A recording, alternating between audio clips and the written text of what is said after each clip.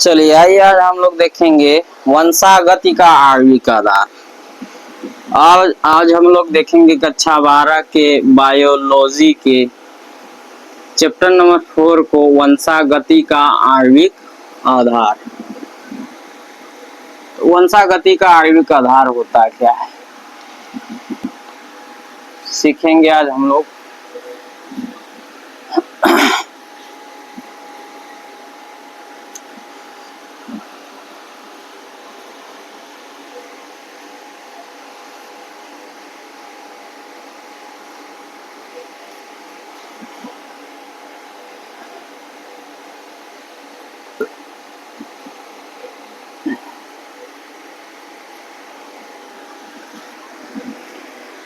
आज हम लोग देखेंगे कक्षा 12 के बायोलॉजी के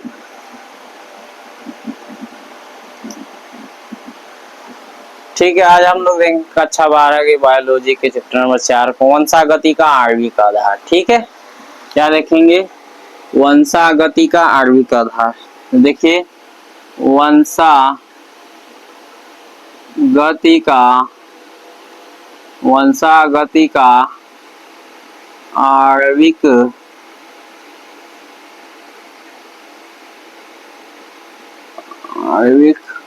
आधार। वंशागति का आणविक आधार। शुरू में वंशागति किसे कहा जाता है? लक्षणों का पीढ़ी दर पीढ़ी जाना। वंशागति किसे कहते हैं? वंशों की गति यानी लक्षणों का पीढ़ी दर पीढ़ी स्थानांतरण ही वंशागति कहलाता है। तो ये वंशागति होता कैसे है? शुरुआत में माना गया कि वंशागति यानी लक्षणों का पीढ़ी दर पीढ़ी कैसे जाता है? एक आनुवंशिक पदार्थ के द्वारा जाता है। किसके द्वारा जाता है? तो यहाँ पर हम लोग कह सकते हैं कि आनुवंशिक पदार्थ के द्वारा। एक आनुवंशिक पदार्थ होता है, एक आनुवंशिक पदार्थ होता है। ठीक है, आनुवंशिक पदार्थ के द्वारा ही एक क्या होता है? एक आनुवंशिक पदार्थ होता है। एक आनुवंशिक पदार्थ के द्वारा ही लक्षणों का जो है पीढ़ी दर पीढ़ी स्थानांतरण होता है। तो वंशागति का आणविक आधार माना गया आनुवंशिक पदार्थ होता है। क्या होता है? एक लिक्विड, एक पदार्थ होता है जिसे क्या माना गया? वंशागति का आणविक आधार। शुरुआत में यही माना गया, बाद में फ्रेडरिक मिक्सचर है। समझ रहे हैं ना वंशागति किसे का बोला जाता है? वंशागति मतलब जैसे हम लोगों का क्या है, लक्षण जो होता है पापा से मिलता जुलता है और पापा का लक्षण दादा परदादा से मिलता है, तो लक्षणों का स्थानांतरण ही वंशागति कहलाता है। ये वंशागति होता कैसे है? तो वंशागति जो होता है, वंशागति शुरू में माना गया कि वंशागति का मेन जो होता है, बेस जो होता है, आधार जो होता है, लक्षणों का आदान प्रदान किसके द्वारा होता है? एक आनुवंशिक पदार्थ के द्वारा होता है। बाद में फ्रेडरिक मिक्सचर एक वैज्ञानिक थे, फ्रेडरिक मिक्सचर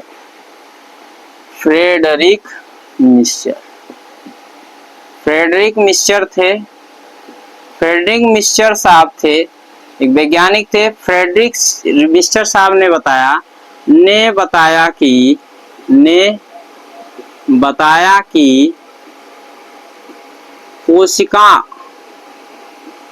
कोशिकाओं के केंद्रक में कोशिकाओं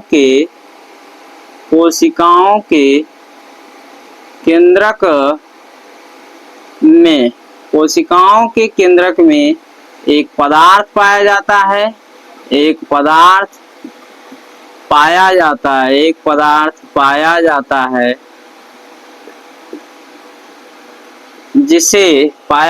है जिसे वंशागति का आणविक आधार माना गया। वंशागति का आणविक आधार माना जाता है। ठीक है, यानी फ्रेडरिक मिक्सचर साहब ने बताया, फ्रेडरिक मिक्सचर ये इंपॉर्टेंट वैज्ञानिक का नाम है। फ्रेडरिक मिक्सचर साहब ने बताया कि कोशिका, हम लोगों का जो शरीर होता है कोशिकाओं से मिलकर बना होता है। तो प्रत्येक कोशिका के केंद्रक में जो होता है, न्यूक्लियस में, कोशिका के केंद्रक में देखिए दिया गया है, कोशिकाओं के केंद्रक में एक पदार्थ, ये आनुवंशिक पदार्थ, एक पदार्थ पाया जाता है जिसे हम लोग क्या कहते हैं, वंशागति का आणविक आधार। इस बेस पे क्या कहा जाता है कि वंशों की जो गति है उनका मेन बेस क्या होता है, आनुवंशिक पदार्थ होता है। फ्रेडरिक मिस्चर ने बताया कि कोशिकाओं के केंद्रक में जो पाया जाता है एक पदार्थ, उसे ही वंशागति का आणविक आधार माना जाता है। बाद में इन्होंने इसका नाम क्या रखा, इसका नाम रखा, अब इसका कोई नाम रखना ही चाहिए था, नाम रखा गया क्या, न्यूक्लिन। क्या रखा गया, न्यूक्लिन। न्यूक्लिन, इसका नाम न्यूक्लिन रखा गया। शुरुआत में इसका नाम रखा गया न्यूक्लिन। शुरुआत में एक आनुवंशिक पदार्थ पता चल गया, इसके द्वारा वंशागति का जो है पीढ़ी स्थानांतरण होता है, लेकिन बाद में इसका नाम रखा गया न्यूक्लिन। अब बाद में इसके बाद कुछ वैज्ञानिक आए, जैसे एल्टमान नामक वैज्ञानिक, उन्होंने क्या किया, इसका नाम इन्होंने बाद में रख दिया क्या, बाद में इसका नाम क्या हो गया, न्यूक्लिक अम्ल हो गया। न्यूक्लिक अम्ल, न्यूक्लिक अम्ल, ये किसने रखा, न्यूक्लिक अम्ल। अब न्यूक्लिन था, इसका नाम हो गया न्यूक्लिक। इसने, ये एल्टमान नामक एक वैज्ञानिक थे, एल्टमान नामक वैज्ञानिक ने न्यूक्लिन को न्यूक्लिक अम्ल का नाम दिया। यानी शुरुआत में पूछा जाएगा कि वंशागति का मेन बेस आणविक आधार क्या होता है, तो आनुवंशिक पदार्थ होता है।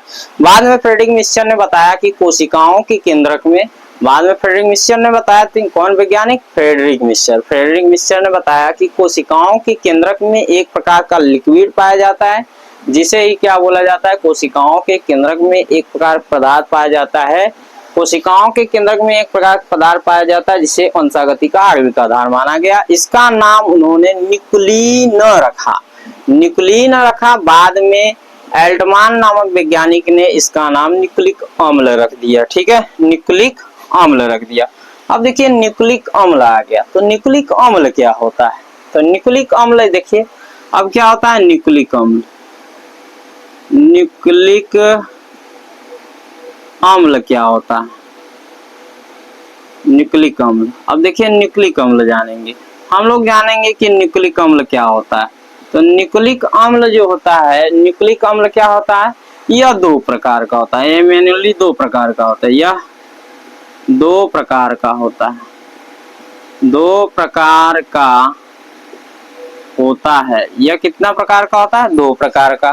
फर्स्ट क्या है, डीएनए, फर्स्ट क्या है, डीएनए, सेकंड क्या है, आरएनए। डीएनए और आरएनए। डीएनए का फुल फॉर्म क्या होता है, डीऑक्सीराइबो न्यूक्लिक अम्ल,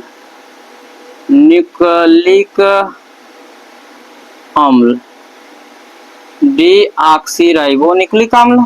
इसका क्या नाम होता है, राइबो न्यूक्लिक अम्ल, राइबो न्यूक्लिक अम्ल, राइबो न्यूक्लिक अम्ल, राइबो न्यूक्लिक अम्ल।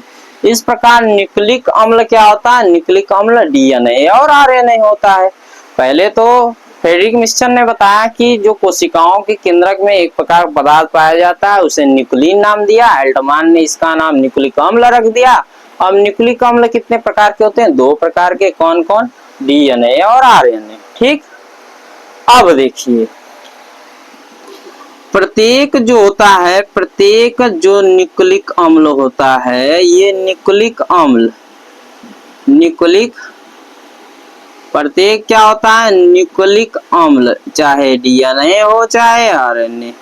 न्यूक्लिक अम्ल जो होता है, चाहे वो डीएनए हो चाहे क्या हो, आरएनए हो, चाहे डीएनए हो चाहे आरएनए हो, वह क्या पाए, वह जो होता है वह पॉलीन्यूक्लियोटाइड की श्रृंखला होती है।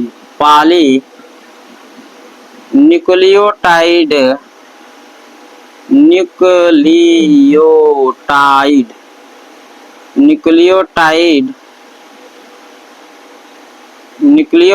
पॉलीन्यूक्लियोटाइड की क्या होती है कि एक श्रृंखला होती है, एक श्रृंखला, श्रृंखला मतलब चैन होती है, श्रृंखला होती, श्रृंखला होती।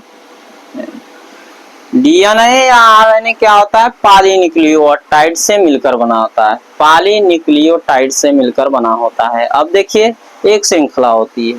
पहली बात तो पहले बताया गया कि आनुवंशिक एक पदार्थ होता है जिसे वंशागति का आणविक आधार माना जाता है। बाद में फ्रेडरिक मिस्टर साहब ने बताया कि कोशिकाओं के केंद्रक में एक लिक्विड पाया जाता है जिसे हम वंशागति का आणविक आधार मान सकते हैं। इसका नाम उन्होंने न्यूक्लिन रखा। बाद में अल्टमान नामक वैज्ञानिक ने इसका न्यूक्लिक अम्ल रख दिया। अब न्यूक्लिक अम्ल दो प्रकार का होता है, कौन कौन, डीएनए और आरएनए होता है। अब डीएनए आरएनए जो है पॉलीन्यूक्लियोटाइड की श्रृंखला होती है। बाद में पता चलेगा पॉलीन्यूक्लियोटाइड क्या होता है। आइए देखते हैं न्यूक्लियोटाइड क्या होता है। क्या न्यूक्लियोटाइड,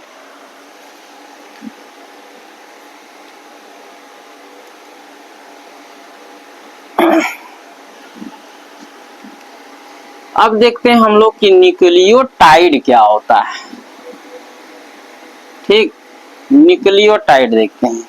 अब देखिए प्रत्येक डीएनए जो होता है, डीएनए आरएनए न्यूक्लियोटाइड से मिलकर बना होता है। तो न्यूक्लियोटाइड क्या होता है, न्यूक्लियोटाइड, न्यूक्लियोटाइड। तो न्यूक्लियोटाइड क्या होता है, न्यूक्लियोटाइड जो होता है मेनली एसएनपी होता है। एसएनपी मतलब होता है क्या, एसएनपी का मतलब होता है pentose sugar, pentose sugar, sugar means शर्करा। और ये नाइट्रोजन, ये क्या होता है, नाइट्रोजनी क्षार, नाइट्रोजनी क्षार। और ये क्या होता है, नाइट्रोजनी क्षार तो हो गया। और ये क्या होता है, फास्फेट समूह, फास्फेट समूह। ठीक है, तो ये क्या होता है, मेनली एसएनपी से मिलकर बना होता है। न्यूक्लियोटाइड जो होता है उसमें पेंटोज शर्करा होती है, और क्या होता है, नाइट्रोजनी बेस होता है और फास्फेट समूह होता है। ठीक है ना। तो अब देखिए ये होता है शर्करा। अब इसका नाम देखते हैं कि पेंटोज शर्करा क्यों है, पेंटोज शर्करा क्या है, पेंटोज शर्करा, पेंटोज शर्करा, इसे पेंटोज ही क्यों कहा गया, इसको पेंटोज ही क्यों कहा गया, क्योंकि इसमें 5 कार्बन होते हैं। क्या होते हैं, क्योंकि इसमें 5 कार्बन होते हैं, 5 कार्बन होते हैं, 5 कार्बन होते हैं। 5 कार्बन होने के कारण इनका नाम क्या रखा गया, पेंटोज। क्या, पेंटोज। ठीक है, 5 कार्बन होने के कारण इनका नाम रखा गया पेंटोज। अब देखिए ये क्या होते हैं, ये 2 प्रकार के होते हैं। ये 2 प्रकार के कौन कौन होते हैं, देखिए ये 2 प्रकार के कौन कौन होते हैं, चलिए देखते हैं। ये 2 प्रकार के होते हैं।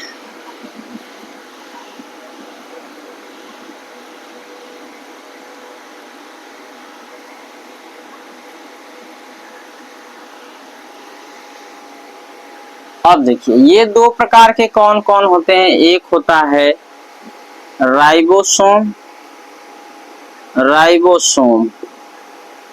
एक क्या होता है, डीऑक्सी राइबोसोम, डीऑक्सी राइबोसोम। ये क्या होता है, डीऑक्सी राइबोसोम होता है। ठीक है, अब ये देखिए राइबोसोम जो होता है आरएनए में होता है। कहाँ, आरएनए में होता है, आरएनए में होता है। और ये क्या होता है, ये डीएनए में होता है, डीएनए में होता है, डीएनए में होता है। ठीक है, आप देखिए ये जो होता है पेंटोज शर्करा मेनली 2 प्रकार के होते हैं। ये 2 टाइप्स के होते हैं। 2 टाइप्स कौन है, पेंटोज शर्करा 2 टाइप के, राइबोसोम होता है और डीऑक्सी राइबोसोम। राइबोसोम जो होता है आरएनए में होता है और डीऑक्सी राइबोसोम डीएनए में होता है। अब देखिए इसे राइबोसोम और डीऑक्सी राइबोसोम क्लैरिफाई कैसे होगा, इसका देखिए हम लोग पेंटोज का 5 कार्बन होता है, इसका स्ट्रक्चर कुछ ऐसे होता है। ठीक है, स्ट्रक्चर इसका ऐसे होता है, H O H, H O H, H O H, फिर यहाँ पे एच एच होता है और यहाँ होता है CH2OH। इस प्रकार से देखिए एक कार्बन, दो कार्बन, तीन कार्बन और यहाँ चार कार्बन और एक पांच कार्बन। पांच कार्बन है इसमें, देखिए पांच कार्बन की वजह से इसका नाम होता है पेंटोज। लेकिन पांच कार्बन में इसके सेकेंड पोजीशन पे क्या है, सेकेंड पोजीशन पे हम लोग देखेंगे तो OH माइनस समूह है। क्या है, OH माइनस समूह। अगर OH माइनस समूह है तो इसका नाम है राइबोसोम। क्या नाम है, राइबोसोम। क्या नाम है, राइबोसोम है। अगर इसके सेकेंड पोजीशन पे क्या है, सेकेंड पोजीशन पर OH माइनस समूह है तो राइबोसोम है। सेम एज इट ये है, सेम एज इट।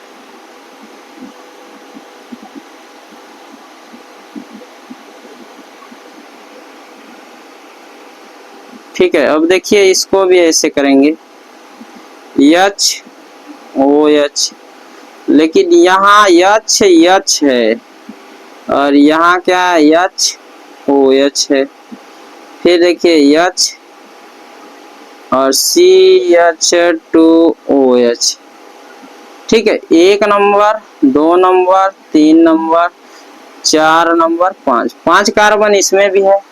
पांच कार्बन, इसका स्ट्रक्चर देखिए, इसके सेकेंड पोजीशन पे क्या है, इसके सेकेंड पोजीशन पे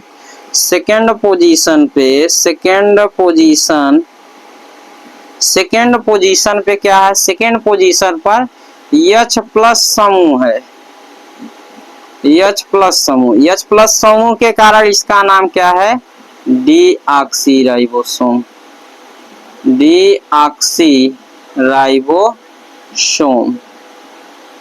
डीऑक्सीराइबोसोम होता है। क्या नाम हो गया, डीऑक्सीराइबोसोम। ठीक है, तो इसका आप देखिए डीऑक्सीराइबोसोम हो गया। अब देखिए यहाँ नीचे पे देखिए, यहाँ इसमें दो OH है, यहाँ नीचे पे एक ही OH है। क्या है, इसमें OH समूह दो है, इसमें क्या है, एक ही है। अब इसमें देखिए OH समूह है। ठीक है, अब देखिए इसमें क्या होता है, राइबोसोम और डीऑक्सीराइबोसोम,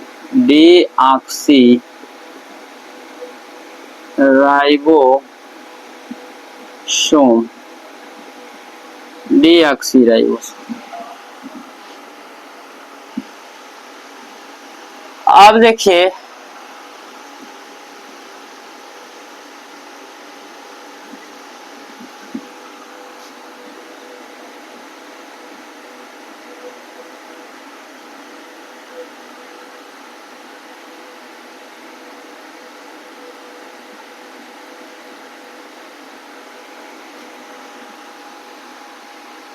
डीऑक्सीराइबोस, डीऑक्सीराइबोस, ये नहीं रहेगा, राइबोस, ये रहेगा राइबोस डीऑक्सीराइबोस। यहाँ भी हो गया है राइबोस और डीऑक्सीराइबोस। इसका नाम है डीऑक्सीराइबोस, इसका नाम है राइबोस। अब देखिए राइबोस और डीऑक्सीराइबोस। अब देखिए यहाँ पर इसके देखिए एक दो कितना है, OH समूह दो है, OH समूह दो होता, OH समूह दो है। अतः यह अधिक क्रियाशील है, अधिक क्या हो, अगर इसमें दो देखो यहाँ OH समूह कितना, नीचे देखिए OH समूह दो है तो ये अधिक सक्रिय होता है। क्या होता है, अधिक सक्रिय होता है, अधिक सक्रिय होता है। यानी ये क्या होता है, कम अस्थायी होता है, कम अस्थायी। कम अस्थाई होता है, कम अस्थाई होता है, यानी यह हमेशा के लिए नहीं रहता है, शरीर में यह हमेशा नहीं रहता है। कम अस्थाई मतलब जल्दी खत्म हो जाएगा। ठीक, अब देखिए यहाँ पर देखिए OH समूह नीचे क्या एक ही है, इसमें डीऑक्सीराइबोस में जो होता है OH समूह जो होता है, OH समूह क्या होता है, एक होता है, एक होता है। OH समूह एक होने के कारण ये कम सक्रिय होता है। क्या होता है, कम सक्रिय, कम सक्रिय होता है, कम सक्रिय होता है, यानी कम सक्रिय का मतलब अधिक अस्थायी होता है, अधिक अस्थायी, अधिक अस्थायी होता है, अधिक अस्थायी होता है। इस प्रकार से ये इसका मेनली राइबोस जो होता है, राइबोस ये पेंटोस शर्करा जो होता है दो प्रकार के होते हैं। पेंटोस शर्करा कौन कौन है, देखिए पेंटोस शर्करा एक राइबोस होता है, एक डीऑक्सीराइबोस। राइबोस जो होता है आरएनए में पाया जाता है, डीऑक्सीराइबोस डीएनए में पाया जाता है। इसमें क्लैरिफाई कैसे करेंगे, इसके 2 नंबर पे क्या है, OH है सेकंड पोजीशन में, इसलिए राइबोस है। इसके सेकंड पोजीशन पे क्या है, H+ समूह, इसलिए डीऑक्सीराइबोस। इसमें OH जो होता है 2 ठे होता है, इसीलिए अधिक सक्रिय होता है, कम अस्थायी होता है। अब ये क्या होता है, OH समूह एक ही होता है, इसीलिए कम सक्रिय होता है, ये अधिक दिनों तक रहता है। ठीक है ना, इसीलिए ये अधिक दिनों तक होता है, इसीलिए हम कह सकते हैं, इसलिए ही हम लोग क्या कह सकते हैं, इसलिए वंशागति का अधिक अस्थायी मतलब बहुत दिन तक रहेगा। वंशागति का आणविक आधार, आणविक आधार, आणविक आधार डीएनए को माना गया, डीएनए को माना जाता है, माना जाता है। यही कारण है, यही कारण है कि वंशागति का आधार डीएनए को माना जाता है। ठीक है ना, तो इस प्रकार से ये हो जाएगा। अब नाइट्रोजनी क्षार देखते हैं, ये पेंटोस शर्करा हो गया, नाइट्रोजनी क्षार देखते हैं, देख लीजिए इसे।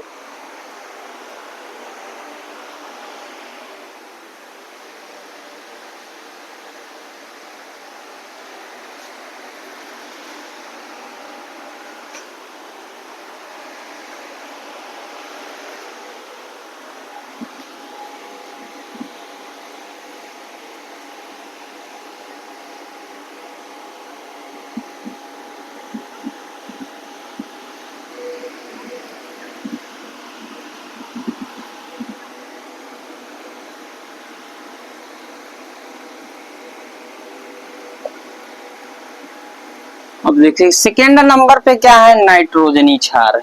सेकेंड नंबर पे नाइट्रोजनी क्षार है, नाइट्रोजनस बेस यानी नाइट्रोजनी क्षार है, नाइट्रोजनी, नाइट्रोजनी क्षार। तो नाइट्रोजनी क्षार किसे कहते हैं, ये देखते हैं।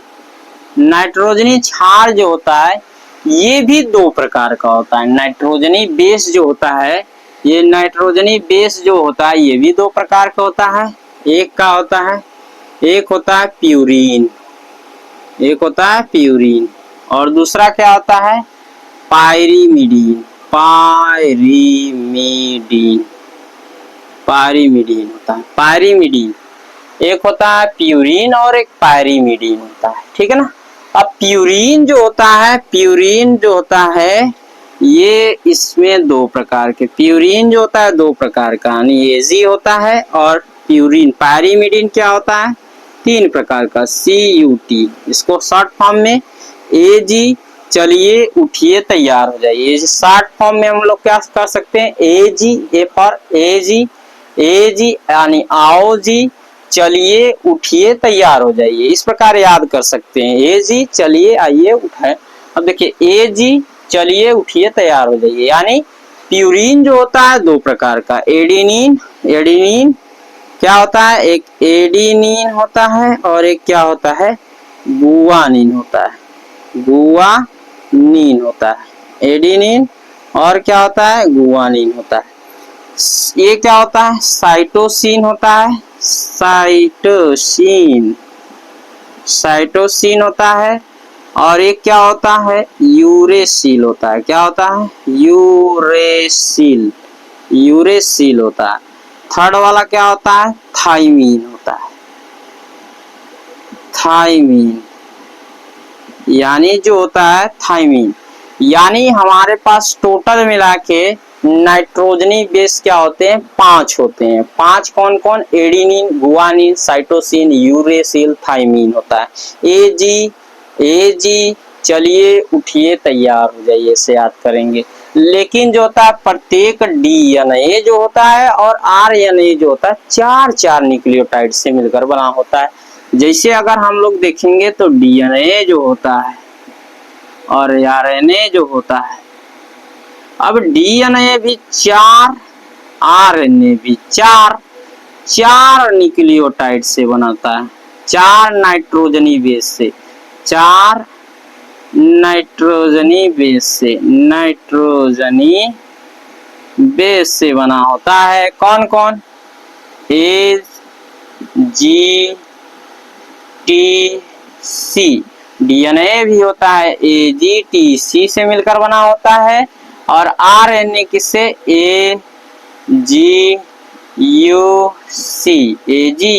से मिलकर बना होता है।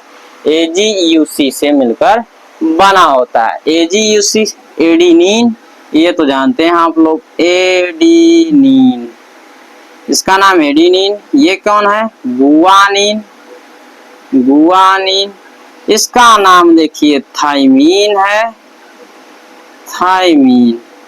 इसका नाम है यूरेसिल। अब इसका नाम है साइटोसिन।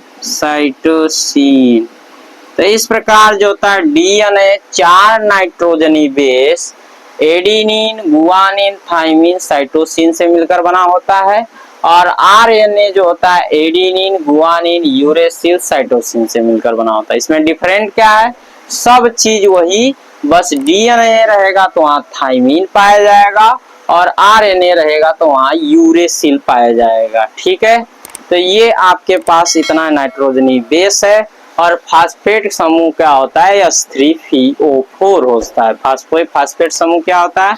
H3PO4 यानी फास्फोरिक अम्ल होता है। क्या होता है? फास्फोरिक